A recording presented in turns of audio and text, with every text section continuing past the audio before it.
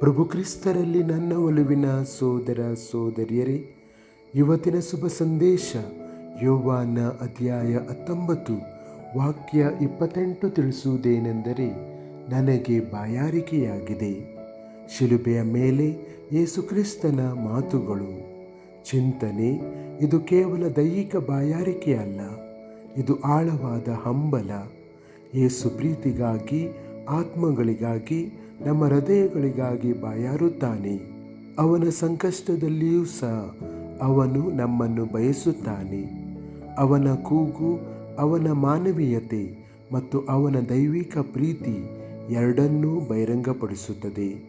ನಮಗೆ ಹತ್ತಿರವಾಗಲು ಹಂಬಲಿಸುವ, ನಮ್ಮ ಅನುಪಸ್ಥಿತಿಯನ್ನು ಅನುಭವಿಸುವ ಮತ್ತು ನಮ್ಮ ಪ್ರತಿಕ್ರಿಯೆಗಳಿಗಾಗಿ ಕಾಯುವ ದೇವರಾಗಿದ್ದಾರೆ. ಇಂದು ಅವನ ಬಾಯಾರಿಕೆ ಮುಂದುವರಿಯುತ್ತದೆ.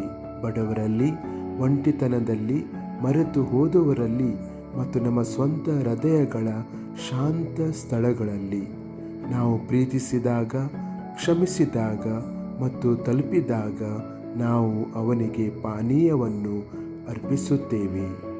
ಪ್ರಾರ್ಥನೆ: ಕರ್ತನಾದ ಯೇಸುವೆ, ನೀನು ನನಗಾಗಿ ಬಾಯಾರಿತಿ.